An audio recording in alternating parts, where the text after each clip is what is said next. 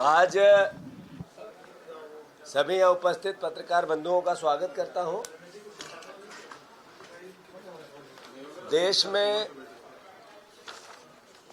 हमारे देश के कृषि मंत्री पाँव पाँव वाले भैया शिवराज जी चौहान, यहाँ के पूर्व मुख्यमंत्री, जिन्होंने डबल इनकम को लेकर पूरे देश से लगभग 1 लाख बार, मध्य प्रदेश से लगभग 1 लाख बार अपील की कि हम डबल इनकम लाभ का धंधा खेती को बनाएंगे।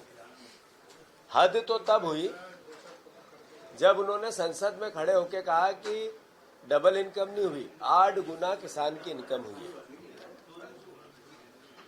मैं शिवराज जी के यहाँ कंधे पर बोरा लेके गया था अनाज का, सोयाबीन का। मैंने उनसे आग्रह था, उसके पीछे की सोच थी, उसके पीछे की समझ थी कि सरकार का संज्ञान ले कि उन्होंने मोदी गारंटी प्रदेश को दी है, जिसमें सोयाबीन के 6,000 की बात थी, गेहूं के 2700 के दाम की बात थी, ऐसे ही धान का भी 3100 की बात थी। मुझे खुशी नहीं होती है कि मैं कंधे पर 2 किलोमीटर 50-60 किलो का बोरा लेके शिवराज जी के यहाँ जाऊं और फिर उनसे बात करूं, पर मुझे कोशिश करनी पड़ती है इस बात की कि मैं किस तरीके से शिवराज जी को अपनी वो वादे याद दिलाऊं, मोदी जी की गारंटी याद दिलाऊं, किसानों के दर्द को उनको बयां करूं। ये मेरा दायित्व है एज ए विपक्ष का, राजनीतिक दल का अध्यक्ष होने के नाते भी और किसान का बेटा होने के नाते। अभी लगातार हम मंडियों में जा रहे हैं। पूरी कांग्रेस पार्टी ने कल पूरे प्रदेश में कलेक्टर कार्यालय का घेराव किया। सरकार मजबूर हुई और उसने उपार्जन कई जिलों में चालू किया, गेहूं खरीदने की प्रोसेस चालू की। पर इससे पहले वो कितना बड़ा धोखा दे चुके हैं किसानों को, ये प्रदेश के किसानों को और प्रदेशजनों को समझने की आवश्यकता है। लगभग 15 लाख कुंटल गेहूं ओपन मार्केट में बिक गया है, जिसकी कीमत एवरेज 1800 से 2000 रुपये थी। यानी ये 600 रुपये का घाटा, 625 रुपये का किसानों को अगर कोई चोरी की तो इस सरकार मीडिएटर बिचौली बनी। मोहन यादव की सरकार, शिवराज जी की करनी, दोनों बिचौलिए बने व्यापारियों को सहयोग करने के लिए। मैं आरोप नहीं लगा रहा हूं, ये तथ्य और तर्क से कह रहा हूं। शिवराज जी, आप प्रदेश के मुख्यमंत्री पूर्व होने के नाते देश के कृषि मंत्री हो। हमारे मोहन यादव जी प्रदेश के मुख्यमंत्री है। मोदी गारंटी आप सब ने मिलकर दी थी। अभी 2600 रुपये का गेहूं में आपने 1 महीने की जो डिले किया खरीदी और उपार्जन की, उसका खामियाजा किसान कितना भुगता? तो लगभग 15 लाख कुंटल गेहूं पर 600 रुपये का क्राइम, अपराध आप लोगों ने करवाया और किसान को लूटा और व्यापारियों को सहयोग किया। और वो सब व्यापारी बीजेपी से जुड़े हुए हैं। मैं शिवराज जी से, मैंने कल सागर में भी मैं गया था, परसों विदिशा गया था। मैंने वहाँ किसानों से पूछा कि क्या आपकी 8 गुना इनकम हुई क्या? तो एक सिरे से किसानों ने नकारा। मैंने कहा आपने वोट किसको दिया था लोकसभा के चुनाव में? तो 70% लोगों ने कहा हमने शिवराज सिंह चौहान जी को वोट दिया था, बीजेपी को वोट दिया था। ये जो बीजेपी के वोट देने वाले किसान परिवार के लोग ये कहते हैं कि आप झूठ बोल रहे हो, शिवराज सिंह चौहान झूठ बोल रहे हैं। मैं शिवराज जी से आग्रह करना चाहता हूँ कि ये लड़ाई कांग्रेस बीजेपी की है ही नहीं, ये लड़ाई है इस मध्य प्रदेश की अस्मिता की। यहाँ की आपने किसान कल्याण वर्ष मनाने की जो बात की, ये किसान कल्याण वर्ष क्या है? इसमें किसान शोषण क्यों हो रहा है, किसानों का शोषण क्यों हो रहा है, ये तो आपको समझाना पड़ेगा। किसानों का शोषण आपने पहले जैसे उपार्जन में धोखा दिया, जैसे आपने एमएसपी की गारंटी दे के आप बदल गए, आपने यूरिया संकट मध्य प्रदेश में ला दिया, आप बारदान समय पे नहीं खरीद पाए। मतलब इससे बड़ा कैसी अपरिपक्वता एक सरकार की, एक मुख्यमंत्री की, एक कृषि मंत्री देश के की हो सकती है, इससे बड़ा उदाहरण नहीं मिल सकता है।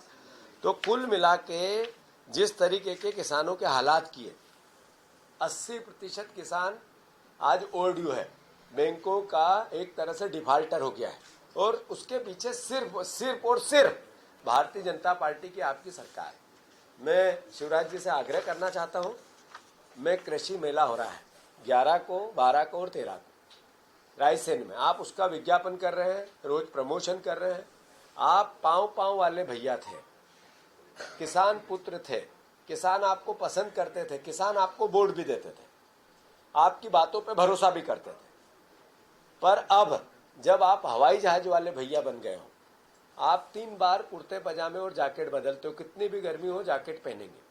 आप जिस तरीके से सज धज के किसान की गरिमा को, एक तरह से उनकी भावना को पूरे देश में ये कहते हो कि मध्य प्रदेश में मैंने किसान को समृद्ध बना दिया, यानी किसान का अपमान करते हो। उन बेटों को चुनौती देते हो आप कि मैं कुछ भी करूंगा, झूठ बोलूंगा और फिर भी वोट लूंगा। किसान के बेटे समझ गए हैं, कोई चुनाव आएगा आपको उसका असर दिखेगा। बुधनी में भी उसका असर दिखा था जब आपका उपचुनाव चल रहा था।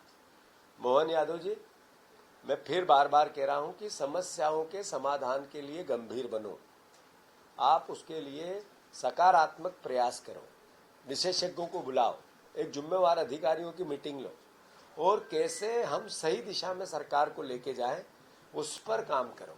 आप जिस तरीके से आपका काम करने का तरीका है वो कल फिर एक बार दिखा। वल्लभ भवन में सैकड़ों अधिकारियों का फिर से ट्रांसफर हुआ। ये क्यों होता है? जब मैं उन अधिकारियों से बात करता हूं तो सब कहते हैं कि केवल लेन देन के कारण, भ्रष्टाचार के कारण 5वीं मंजिल को भी कलेक्टर की अदला बदली पर, एसपी की अदला बदली पर, अधिकारियों की अदला बदली पर पैसा मिलता है। इसलिए इस तरह के ट्रांसफर के हर महीने ऑर्डर आते हैं। ये मध्य प्रदेश के लिए एक तरह से भ्रष्टाचार का कैंसर, आप इसको समाप्त करने की कोशिश करो मोहन यादव जी। और मैं मध्य प्रदेश से भी आग्रह करता हूँ, यहाँ की जनता से आग्रह करता हूँ, आपसे प्रार्थना करता हूँ। मध्य प्रदेश को जकड़ लिया है भ्रष्टाचार के कैंसर ने। अब ये कैंसर जब होता है तो पूरी कैंसर के जितने तत्व है पूरे शरीर से बाहर करने पड़ते हैं, तब जाकर जीवन फिर से मिलता है। मध्य प्रदेश में कैंसर भ्रष्टाचार का इतना फैल गया है कि पंचायत से लेके सरपंच तक, सरपंच से लेके विधायक तक, विधायक से लेके सांसद तक, दिल्ली तक, भोपाल तक, जल मूड से, सत्ता से जब बीजेपी को बाहर करोगे तभी ये कैंसर जाएगा, अन्यथा इस कैंसर की जड़ें बहुत गहरी हो गई है, ऐसे जाने वाला नहीं है। मैं बार बार चुनौती देता हूं अखबार को, टीवी को, हमारे मीडिया हाउसेस को, कि आप एक विभाग ऐसा बताओ जहां ईमानदारी से कोई काम होता है। मैं उसका नागरिक अभिनंदन करना चाहता हूं, नहीं बता पाए एक भी मीडिया का साथी आज तक मुझे इस चुनौती को स्वीकार नहीं कर पाया। मैं मंत्रियों को चुनौती देता हूं कि आप अली बाबा 40 चोर की सरकार हो, कौन मंत्री ईमानदार है, जरा हाथ ऊंचा करो। मैं उनसे बात करना चाहता हूं, उनके क्रियाकलाप बताना चाहता हूं। एक मंत्री आगे आके जवाब नहीं दे पाया। मैं मुख्यमंत्री जी को चुनौती देता हूं कि आपकी सरकार भ्रष्ट सरकार है, देश की सबसे भ्रष्टम सरकार है।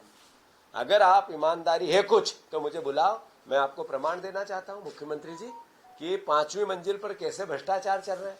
घेर लिया माफियाओं ने इनको, वल्लभ भवन को घेर लिया माफियाओं, वो चाहे रेत माफिया हो, चाहे शराब माफिया हो, चाहे खनिज माफिया हो, चाहे ड्रग्स माफिया हो, अलग अलग तरह के माफिया, प्रशासनिक माफिया। अभी कल लिस्ट जारी कराई इसमें। जिस तरीके से मध्य प्रदेश के हालात बन गए हैं, बहुत आने वाला विकट समय आने वाला है और मध्य प्रदेश को भी चिंता करना चाहिए, सत्ता पक्ष को भी चिंता करना चाहिए, विपक्ष को भी चिंता करना चाहिए और मीडिया को भी चिंता करना चाहिए। धन्यवाद।